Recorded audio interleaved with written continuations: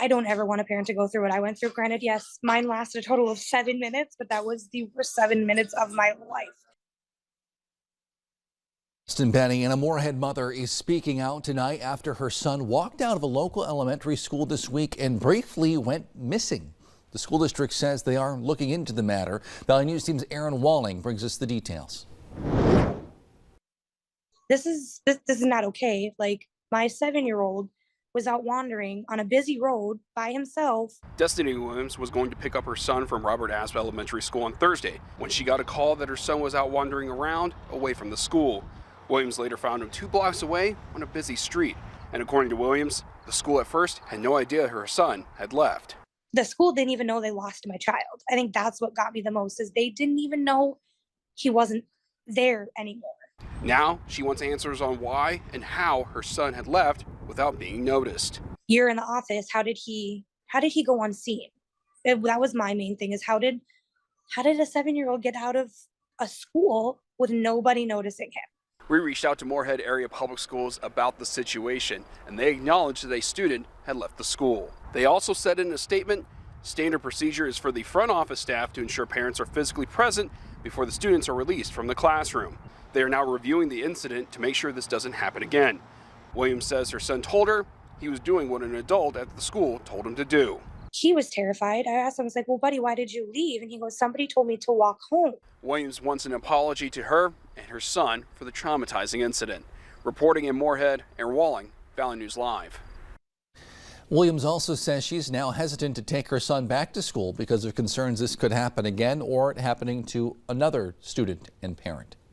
All right, switching gears now, taking a look outside, heading into the Labor Day weekend. First Alert Storm Team meteorologist, Chief Meteorologist Hutch Johnson joins us with the details. Hutch. All right, Justin, thank you so much. We definitely have some quiet conditions, mostly moony skies as we look off to the west, provided by our south Fargo camera. Look at temperatures.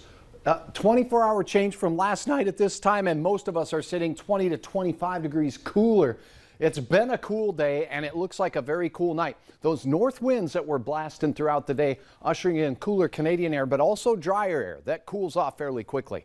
There's a look at that moon as we head into the late night hours tonight. Now, the clear skies will give us a chance at seeing something pretty fun in the sky, but taking a look at the last couple of Labor Days, we can be cold. 2020, we had 54 degrees, 87 degrees last year. This year's forecast for Labor Day, we'll be warming back up into those low 80s. That's above average for this time of the year. Right now, it's cool. 55 Roseau, 56 in Bemidji. We have 54 in the Grand Forks area right now. Crystal clear skies, quiet conditions for the overnight, but we're going to cool off. In Fargo, we're on our way through the 50s, and we are going to park it right down there in the upper 40s by morning. And in Grand Forks, a cool start there as well. So give the air conditioners a break. Justin, temperatures in the 40s. You can crack the windows, but maybe just not every window in the house.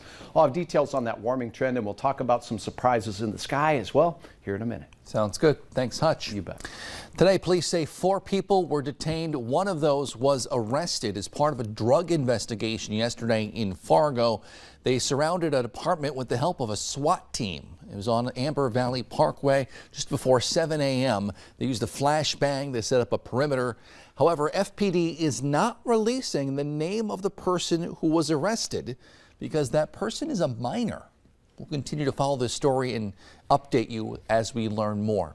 Fargo police are still trying to find a dangerous suspect they say is involved in a terrorizing incident. 31-year-old Robin Heinonen is described as a Native American who stands about 5'10", 180 pounds. He's known to wear glasses, though you don't see them here, and he does have that distinct tattoo on the side of his face, the letters N and M on the right side of his face. Heinonen was last seen August 22nd in the area near the 4200 block of 9th Avenue South. If you see him, you have any information, what type of vehicle he's driving, what he's now wearing, you should call dispatch at 701-451-7660, but do not approach him. Again, he is considered armed and dangerous. An 18-year-old is dead after a motorcycle crash in Williams County, North Dakota today. Authorities say the motorcycle was traveling eastbound on Highway 50 near Zoll and ran into a semi that was turning left onto Highway 50. The driver of the motorcycle was wearing a helmet but was pronounced dead at the scene. The semi driver was not hurt. The names involved will be released once family is notified. An update now on the FBI search in Mar-a-Lago. FBI agents who searched former President Donald Trump's Florida home last month say they found top secret records, including over 100 unique documents with classified markings, some empty classified folders, and more than 10,000 other government documents. The Justice Department has opened a criminal investigation based on the findings. It's also investigating a separate statute involving destruction or concealment of government records. The former president's lawyers previously argued that he was entitled to these documents. A plea deal has now been reached in a case against a former North Dakota highway patrolman accused of sexual assault. The trial for 40-year-old Travis Scar was supposed to start today. A woman claims Scar touched her inappropriately after she told him no at a party in 2020. He was fired the next year. The terms of Scar's plea deal are not yet available.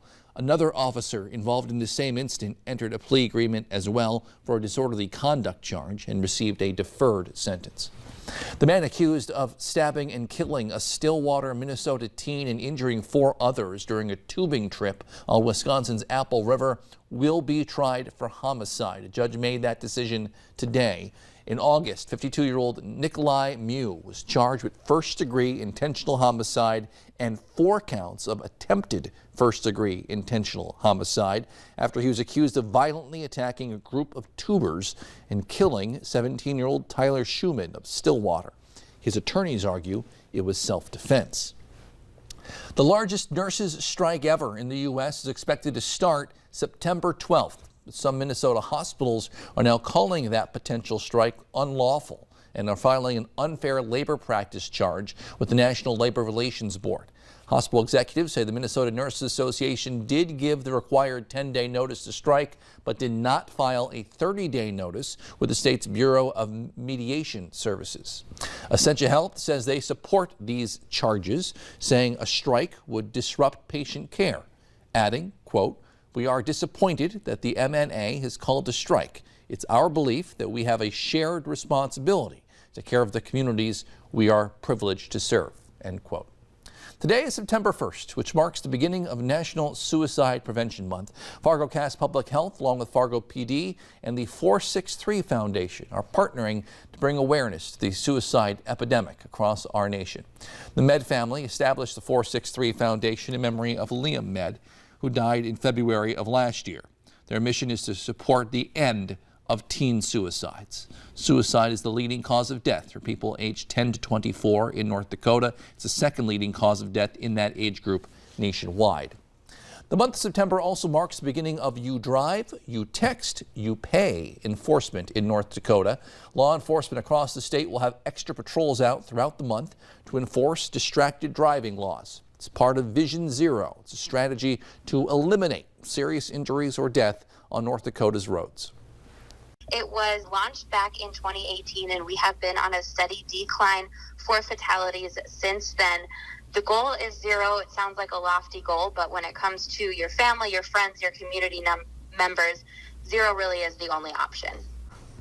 NDDOT says 151 distracted driving citations were given out during their last enforcement period back in April. A Fargo bar and grill where a kitchen fire forced them to close since August 6th is still supporting its workers even while closed. Officials at Spitfire say they've been paying their employees the whole time to keep their employees afloat and around. It's amazing. They've been taking care of everybody, and so far from what I've been told and heard from other employees is pretty much everybody plans to come back. The owners have been doing the best they can to take care of everything, so it's been great. Spitfire is still doing catering. They say that's helping to bring the staff together. It's also bringing in some income during the closure. They hope to reopen the restaurant in October. You can join the River Keepers and the city of Fargo as they plant thousands of trees and shrubs along the Red River next Wednesday from noon till 7. There'll be about 2,000 saplings and 400 larger trees, shrubs that need to get planted.